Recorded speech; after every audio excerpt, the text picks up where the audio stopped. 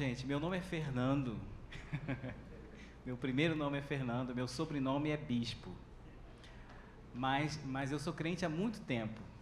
E você pode imaginar como é que é ser apresentado como bispo em meios cristãos evangélicos. Né? Ah, é o bispo, é o bispo. Assim. Já teve casos de me convidarem para dar um treinamento, né, de evangelismo numa igreja e tal. Aí avisaram, não, o bispo vai lá, né? Mandaram um carrão. Assim, quando eu cheguei, assim, e aí o motorista todo duro dirigindo, assim, né? E eu devia ter uns 25 anos, né? Hoje eu tô com 42. E aí o motorista todo duro, assim, né? E aí pergunta assim, há quanto tempo o irmão é bispo? Aí eu falei, tem 25 anos. tem 25 anos, assim. Aí ele, não, fica tranquilo, é meu nome. Ah, é teu nome? Aí tava ouvindo rádio evangélica, trocou pra rádio notícia. Foi, é só o nome, não preciso me preocupar, não é um bispo de verdade. Outro caso aqui na igreja, esse é o clássico, clássico. A gente teve um retiro da igreja numa casa de retiro católica, que tem aqui em São Conrado, né, lá em cima. Margarete, secretária da igreja, faz a lista dos que vão trabalhar, né? E aí é isso, quem já trabalhou em retiro de igreja sabe que não se inscreve, coloca o teu nome na lista e você vai, né? E confia que você vai ter onde dormir, né? E foi isso. Fui lá e tal, cheguei, joga a mochila num canto, vai, trabalha, retira a noite toda, recebe todo mundo e tal. Passa a primeira noite toda, acabou, todo mundo vai dormir. Eu vou lá na recepção, Dona Lúcia, né? Aí eu cheguei para Dona Lúcia lá na recepção. Dona Lúcia, eu preciso saber qual é o meu quarto. Ah, sim, meu filho, qual é o seu nome? Fernando. Ela olha a lista. Não tem Fernando na lista, mano. Como não? Aí, não, vai lá, fala com a Margarete, secretária da igreja, fala com ela. Aí eu fui lá, Margarete, meu nome não tá na lista. Ela, tá sim, botei lá, bispo. Você botou bispo? Ah, tá, voltei. Então, ó, meu nome tá assim, é que a Margarete colocou bispo. Aí a dona Lúcia, usando óculos, né, me olhou por cima do óculos, assim. É você o bispo? Aí eu, desculpa te decepcionar. mas sou eu o bispo, sou eu o bispo. Aí ela falou assim, eu, eu conhecia, ela falou assim, é seu nome? É meu nome, Fernando Bispo. Aí ela falou assim, olha, o pastor da igreja eu conhecia, eu não conhecia o bispo. Separei o melhor quarto para você. Aí eu fiquei em São Conrado, eu tinha vista para a praia, era o único quarto que tinha duas lados de janela. Eu tinha vista para a praia de São Conrado, para a Pedra da Gávea, tinha uma saletinha de entrada com uma escrivaninha, uma mesa e o quarto à parte, assim. E os pastores em cima da cozinha lá, acordando cedo. Uma delícia. Aí depois a gente voltou, ela já sabia, me botou, fiquei normal lá. Depois que as pessoas descobrem, aí a moral cai, ela vê que não vale nada, né? Mas é isso. Gente, eu sou membro da CPBT antes do Davi. Eu cheguei aqui na igreja nos anos de 2007, mais ou menos, na Casa Azul. Lá atrás na Casa Azul, 2007, 2008 talvez, por aí. Então, foi 2007, porque eu cheguei antes. E tive o prazer de crescer aqui na igreja nesse tempo. Me casei, tive filho, a igreja me casei no Equador, essa é outra história. Tem uma foto da família? Eu mandei, ela aparece aí? Ó, que lindo. Ó, Giovana, Tomás, né, um flamenguista aí. A Giovana também é missionária, a gente se conheceu em missão. A gente se conheceu na Bolívia, a gente começou a conversar na Argentina, começamos a namorar na Colômbia, nos casamos no Equador, moramos aqui no Rio por 9 anos e agora Deus levou a gente de novo para lá, né? Família querida que Deus, linda, né? Que Deus me deu. E é isso. E sou flamenguista, né? E eu acho que eu fiquei mais flamenguista depois que eu fui morar no Equador, né? Porque aqui eu não ia a jogos e tal, mas já fui a 2 jogos lá, quando o Flamengo vai jogar na Libertadores, teve 2 jogos em Quito, né? Então tá sendo muito legal. E sou missionário da Cruzada Estudantil, a gente chama de CRU agora, que é uma redução do nome, mas é Cruzada Estudantil, eu acho que é mais fácil para você lembrar. É uma missão que começou evangelizando estudantes, mas hoje tem ministérios com tudo que você possa imaginar. A gente está lá no Rio Grande do Sul com um ministério chamado UNTO, que é um ministério de ajuda humanitária. A gente leva filtros de água, né, para ajudar as pessoas a ter água potável para beber. A gente estava trabalhando lá. E hoje eu tenho uma função de liderança na missão na América Latina. Eu trabalho ajudando as lideranças, né, nos seus planos estratégicos, na sua eficácia. São 48 países, né, e por isso a decisão de morar no Equador. No Equador, a Giovana está perto da família dela e as viagens são mais curtas. Então, eu consigo ir no país e voltar rapidinho para casa, né? Morando no Rio é mais longe. E, além disso, eu fico mais seguro também, mais tranquilo, sabendo que ela está numa cidade menor, não tão caótica como o Rio de Janeiro, né? E uma história que a gente tem é essa. Isso é na Guatemala. Na Guatemala, eu fui pregar num acampamento de estudantes, como parte do meu trabalho de líder regional, acompanhando, e conheci histórias de alguns estudantes lá, né? Um dos estudantes que eu conheci se chama Abissaí. E o Abissaí, ele recebeu Jesus dentro do ambiente da universidade, através dos relacionamentos do nosso ministério lá. E o Abissaí, ele tinha uma influência cristã da sua família, mas ele não encontrava sentido na vida. E ele tentou suicídio 2 vezes. Mas nos relacionamentos, nas amizades, ouvindo o Evangelho, se sentindo amado e querido, né, aceito por Deus, por ser aceito pelos amigos, ele entregou a vida a Jesus. E hoje é um dos líderes de uma comunidade, a gente chama de uma comunidade na universidade dele, compartilhando a fé com amigos, né? E aí eu tive a oportunidade de estar lá, né, na época do batismo. Eles batizam durante o acampamento, é uma festa. Nesse dia se batizaram 19 estudantes universitários, foi uma coisa incrível. Mas o meu trabalho principal é um trabalho de mentoreio de liderança, de desenvolvimento de líderes dos países. Então, os missionários estão atuando a gente tem 48 países na nossa região. Muitos desses países são ilhas pequenas no Caribe. É uma ilha menor que a Ilha do Governador, mas é um país inteiro, né? E aí eu ajudo eles a planejar, a avaliar como estão avançando nos resultados, ganhar eficiência, intercambiar ideias, fazer alianças entre países. Então, eu estou ali costurando relacionamentos, digamos assim, né? Então, a próxima foto mostra a gente num encontro de treinamento no Chile. A gente juntou o pessoal, 70 missionários da CRU no Chile, para um programa de desenvolvimento. E aí você pode perguntar assim, mas por que no Chile? O Chile, dentro da América Latina, é um dos países mais resistentes ao Evangelho. A igreja é realmente muito pequena e é um país com uma mentalidade muito secularizada.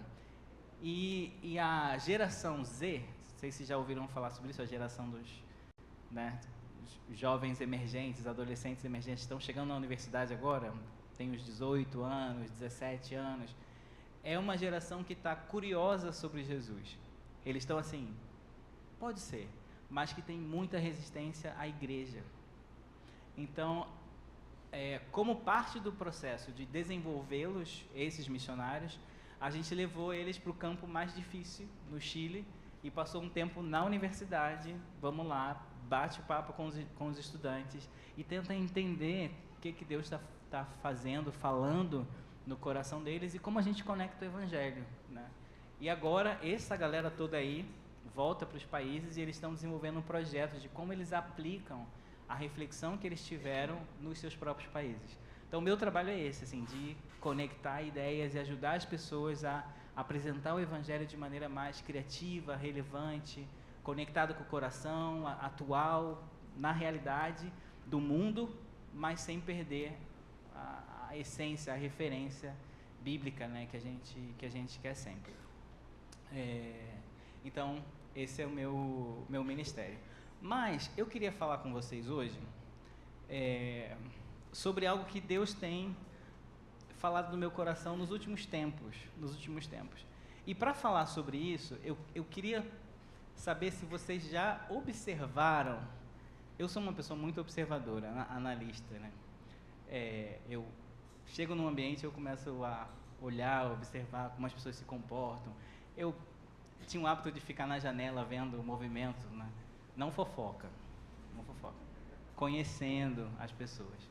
E é muito curioso observar como acontece a comunicação, né? Porque, especialmente quando eu fui morar no Equador, a gente começa a observar como as pessoas se comunicam sem as palavras, né? Então, por exemplo, no Equador, um gesto para dizer não é assim, como a mão vazia, assim, faz, não. Assim, você chega numa loja e pergunta alguma coisa assim, você tem pão? Significa que não tem, não há, como, não. Então é uma comunicação de, parece mais ou menos, né? Tem pão? Mais ou menos. Não tem. E aí, dependendo do contexto, a comunicação muda, né? Mas na prática, como acontece? Eu tenho uma pessoa que emite uma mensagem, né? E eu tenho do outro lado uma pessoa que recebe a mensagem. E para essa comunicação acontecer, eu tenho que ter um código, tem que ter além da mensagem, né? Como a mensagem é recebida, ela depende do código e depende das duas pessoas conhecerem o código. Então, linguagem brasileira de sinais. Não sei se você já teve numa roda de conversa de surdo. É uma loucura, você não conhece o código, você não entende nada, né? Mas eles se entendem, né? Então eu venho aqui e converso com vocês entendem. Às vezes tem ruído na comunicação. Alguém está falando desse lado e a outra pessoa do outro lado ouve mais ou menos porque tem ruído. Nem sempre esse ruído é um ruído sonoro. Às vezes o ruído é pelo ambiente, é por não conhecer totalmente o código e a mensagem não é totalmente entendida, né?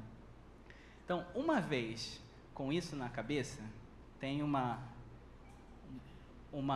pessoa que emite a mensagem, tem uma pessoa que recebe a mensagem e tem um meio por onde essa mensagem vai.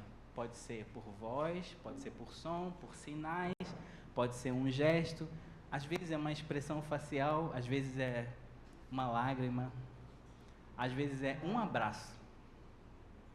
E você recebe a mensagem. Você entendeu porque alguém te deu um abraço, né? Então, guarda isso, tá? Guarda no coração, daqui a pouco a gente volta.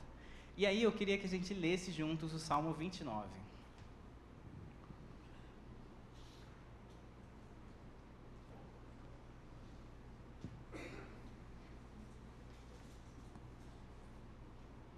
Não sei se a letra está pequena aí para ler. Mil perdões, mas eu vou ler. Salmo 29. Atribuam ao Senhor, ó seres celestiais, atribuam ao Senhor glória e força. Atribuam ao Senhor a glória que o seu nome merece. Adorem o Senhor no esplendor do seu santuário. A voz do Senhor ressoa sobre as águas. O Deus da glória troveja. O Senhor troveja sobre muitas águas. A voz do Senhor é poderosa. A voz do Senhor é majestosa. A voz do Senhor quebra os cedros. O Senhor despedaça os cedros do Líbano. Ele faz o Líbano saltar como bezerro, o Sirion como um novilho selvagem. A voz do Senhor corta os céus com raios flamejantes. A voz do Senhor faz tremer o deserto. O Senhor faz tremer o deserto de Cádiz. A voz do Senhor retorce os carvalhos e despe as florestas. E no seu tempo todos clamam glória. O Senhor assentou-se soberano sobre o dilúvio. O Senhor reina soberano para sempre. O Senhor dá força ao seu povo. O Senhor dá ao seu povo a bênção da paz. Isso. Eu não sei se vocês puderam observar, mas qual é a expressão que mais se repete nesse salmo? A voz do Senhor. São 7 vezes que aparece a expressão a voz do Senhor. E a voz do Senhor é retratada como uma grande tempestade, né, poderosa, né?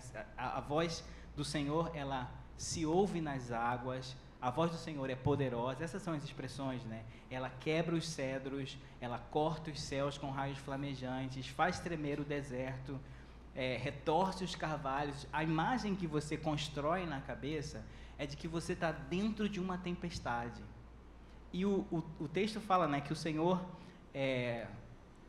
assentou-se soberano sobre o dilúvio. Então, é realmente essa ideia. Há uma tempestade muito grande, poderosa, e isso é causado pela voz do Senhor.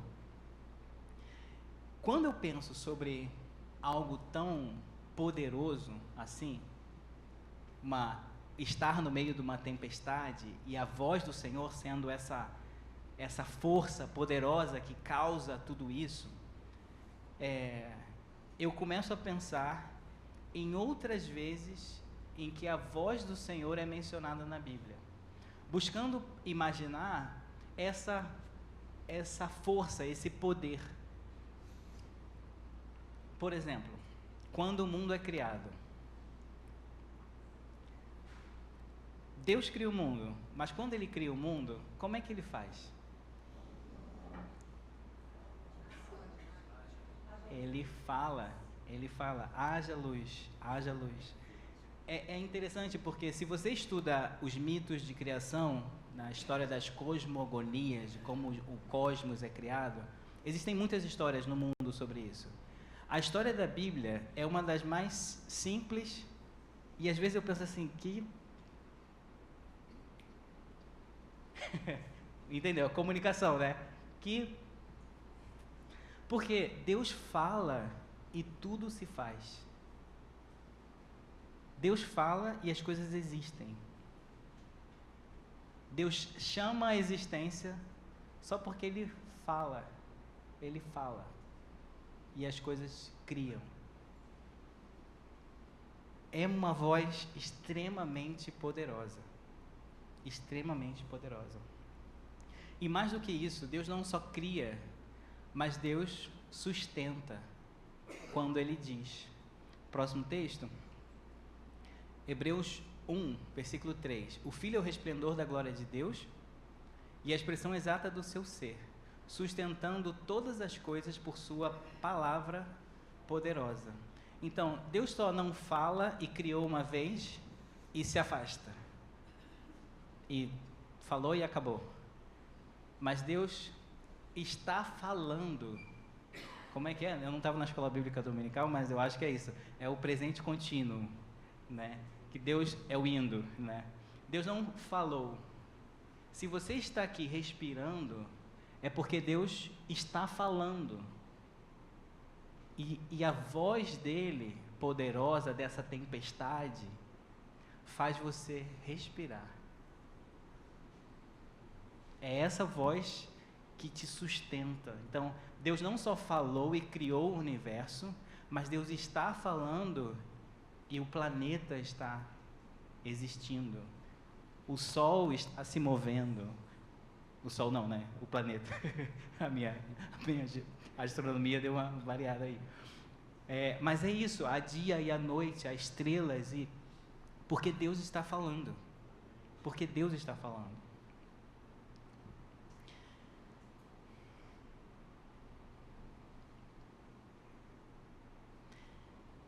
Pessoalmente, eu tenho uma curiosidade quando eu penso nisso, na criação. Uma curiosidade talvez um pouco infantil, eu confesso. Que é para saber, assim, quais foram as palavras que Deus falou quando Ele criou o mundo. Quando eu disse, haja luz, em que idioma que Ele falou? É uma curiosidade infantil, né? Ele falou, haja luz em português. Ele falou, na versão da Bíblia em espanhol, sea la luz. Ele falou em alemão, ele falou...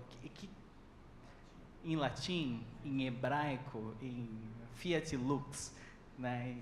Qual foi? E aí eu penso assim, gente, que não foi. Porque a língua, o idioma, ele limita a comunicação, né? Você coloca num código de palavras e ele fica limitado. Eu gosto muito da imagem que C.S. Lewis propõe no livro de Crônicas de Nárnia.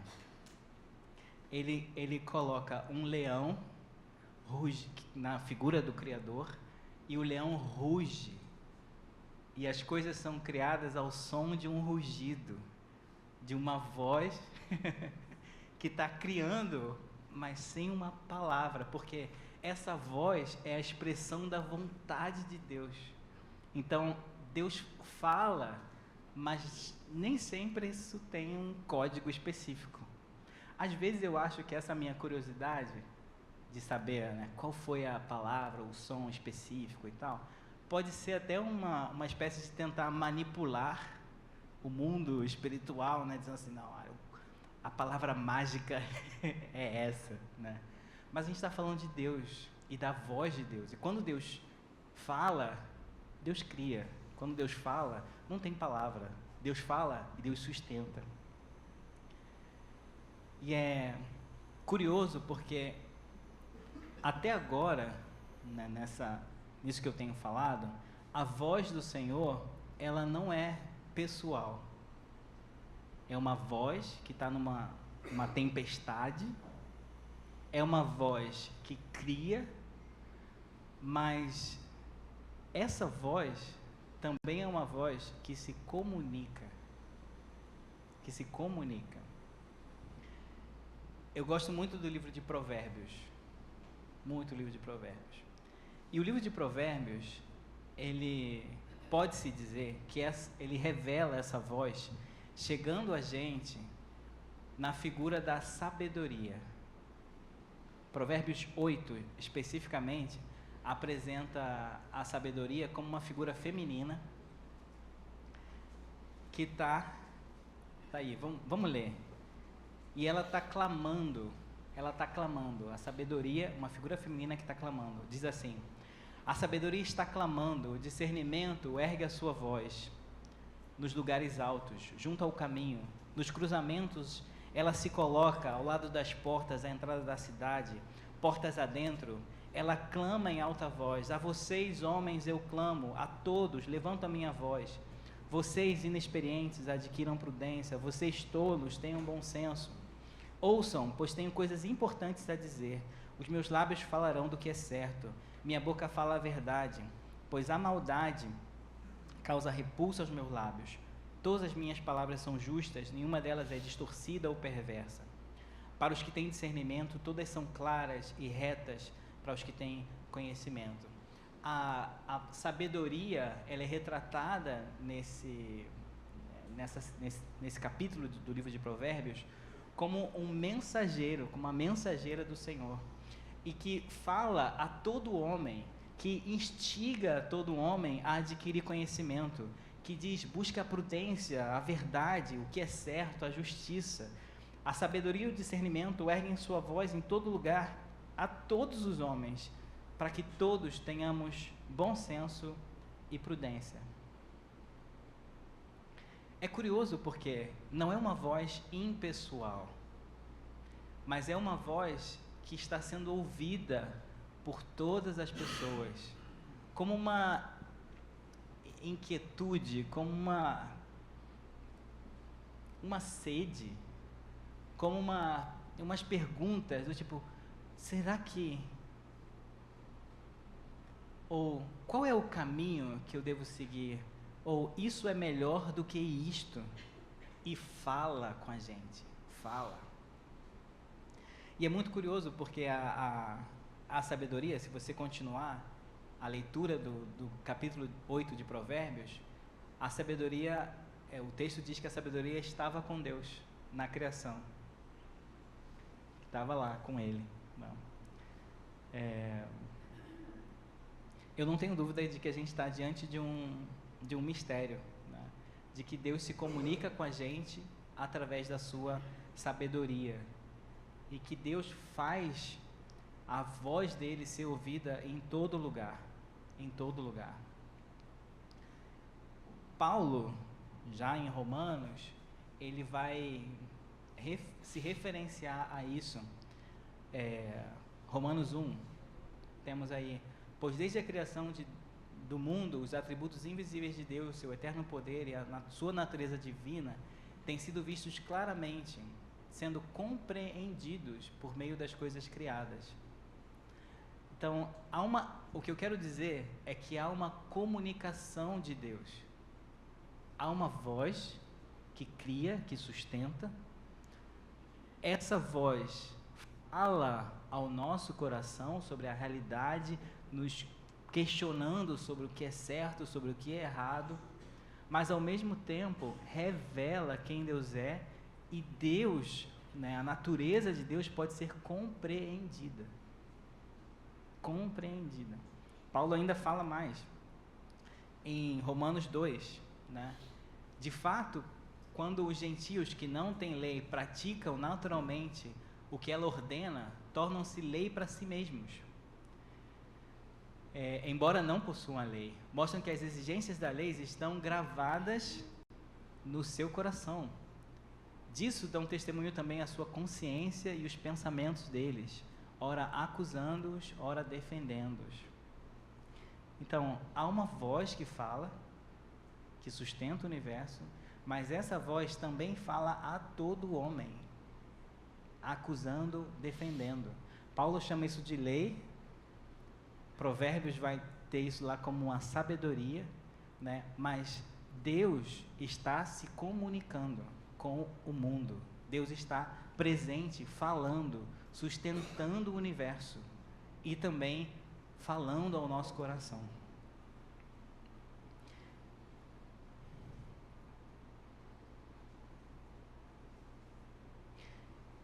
Eu acho que você já deve ter vivenciado a experiência de ouvir às vezes não ouvir, mas às vezes uma sensação de pequenez diante de um universo tão grande. Ou talvez uma sensação de encanto por admirar a beleza. Uma vez era uma sexta-feira, tarde, 6 horas, estava saindo da Zona Sul, indo para a Zona Norte, saindo do Botafogo, um dia daqueles assim, terrível, engarrafamento e tal. E aí o ônibus pegou o aterro do Flamengo, ali em Botafogo, na verdade, antes de fazer a curvinha para entrar em Flamengo, propriamente dito. E aí o ônibus fica de frente para o Pão de Açúcar. E havia uma lua cheia surgindo assim. A sensação de filme, quando a galera tira todo o som e fica assim, aquele... Porque você está diante de uma coisa tão bela e que você dá um flash assim do tipo, Deus, onde é que eu tô? Assim, parece que o mundo congela tudo e você contempla a beleza. Às vezes, essa voz também pode chegar a gente através de uma intuição ou de uma iluminação, uma percepção sobre o nosso pecado, sobre a nossa limitação, uma convicção de falha, de inadequação, de uma necessidade de ajuda. Ou às vezes até chega com uma sensação de que alguém falou com você. Assim, gente, parece que eu ouvi. Talvez a gente devesse dar mais atenção a isso. Porque se a gente acredita num Deus que está falando no presente contínuo,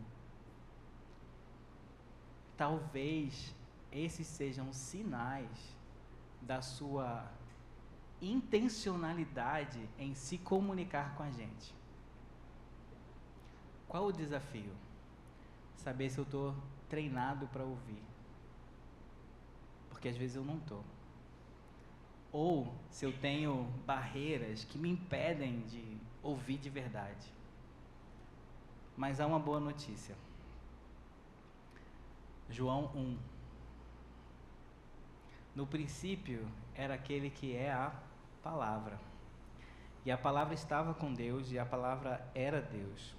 Aquele que é a palavra estava com Deus no princípio. Todas as coisas foram feitas por intermédio dele. Sem ele, nada do que existe teria sido feito. Nele estava a vida, e essa vida era a luz dos homens. A luz brilha nas trevas, e as trevas não a derrotaram. Versículo 14. Aquele que é a palavra tornou-se carne e viveu entre nós. E vimos a sua glória, glória como do unigênito vindo do Pai, cheio de graça e de verdade. O que eu quero dizer é que Deus está se comunicando. E na sua vontade de se comunicar com a gente, Ele vai colocando sinais no universo para nos atrair, para botar atenção nele.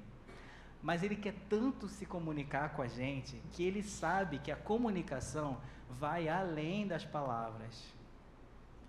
E Ele se torna carne.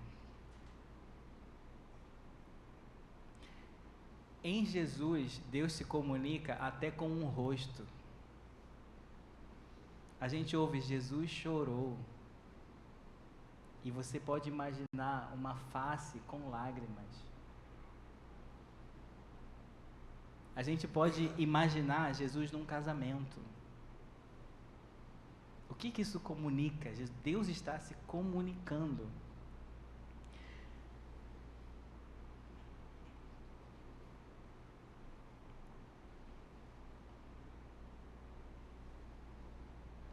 A voz de Deus, que cria o universo, que se faz palavra, que se comunica de maneira inteligível, se comunica não só através de palavras ou códigos, ou até mesmo sons.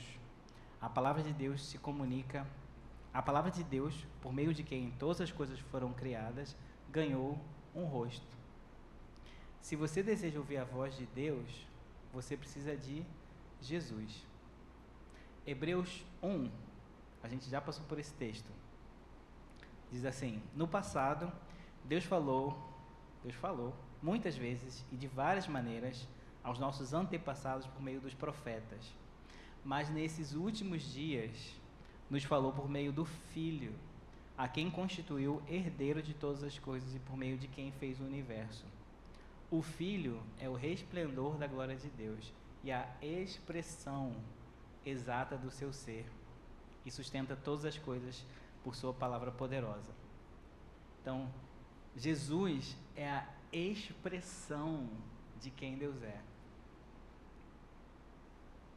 Há uma voz, eu vou me repetir. Há uma voz, essa voz é poderosa. Poderosa, como uma tempestade. Essa voz tão poderosa cria e sustenta o universo. Mas essa voz não é pessoal ou distante. Essa voz se comunica. Na forma da sabedoria com S maiúsculo, ela está presente no mundo, indicando o caminho da prudência, revelando a verdade, o erro, falando dentro de nós como uma lei que ora nos acusa e ora nos defende. Mas a boa notícia é que a gente não precisa ter dúvidas se a gente ouve ou discerne essa voz. Porque Deus, na sua determinação de se comunicar com a gente, fez a sua palavra, com P maiúsculo, habitar entre nós. E não só falar, mas demonstrar, guiar, instruir, abraçar, chorar. Jesus revela o coração de Deus, sorrindo, chorando, chicoteando, tirando os vendilhões do templo. Jesus, voz de Deus. Agora, se há uma voz que está falando, se há palavras que são ditas, qual deve ser a nossa resposta?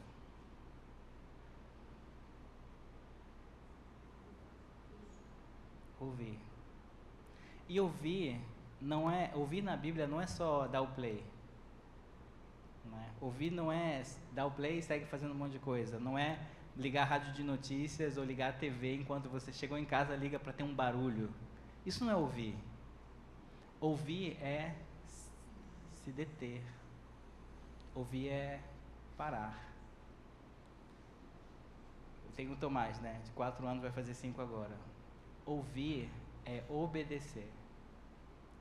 Eu falo assim, meu filho, você ouviu? Eu ouve o papai. E quando eu falo ouve, não é escuta um barulhinho. É ouve, obedece, molda teu coração, aquieta, para e responde. Né? Na comunicação, quando você quer confirmar que a comunicação chegou lá do outro lado, você falou com alguém, como é que você sabe? Se tem resposta. E se a resposta é coerente com o que você falou. Né? Se você fala batata, a pessoa responde chão, tipo, não, ela tem que responder comida, pelo menos alguma coisa relacionada à comida. Né? Então, a nossa resposta na comunicação, na intencionalidade de Deus em se comunicar com a gente, é ouvir. Não é à toa que a declaração de fé judaica mais importante começa com Ruth Shema. Ouve, Israel. Ouve, Israel.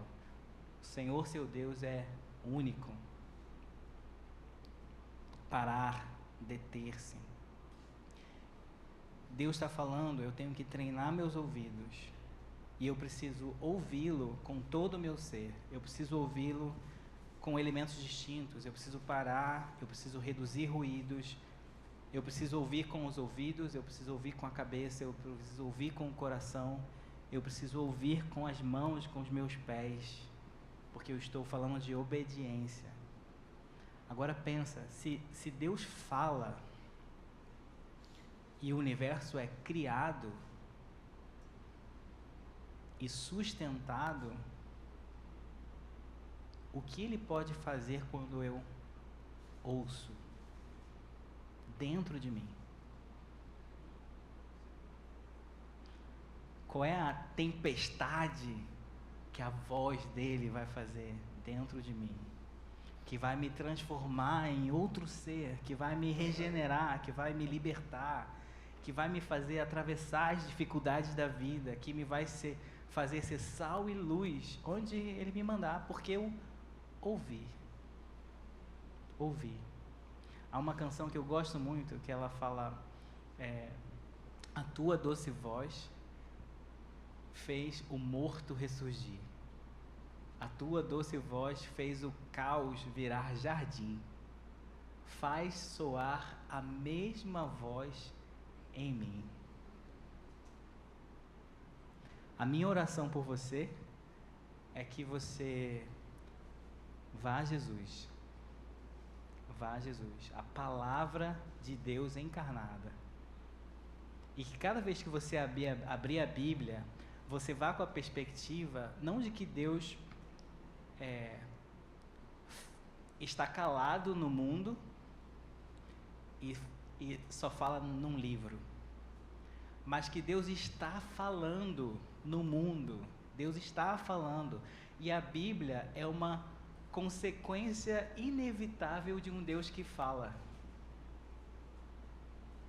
A consequência, se Deus fala, é óbvio que vai ter registros de que Deus está falando, do que Deus falou.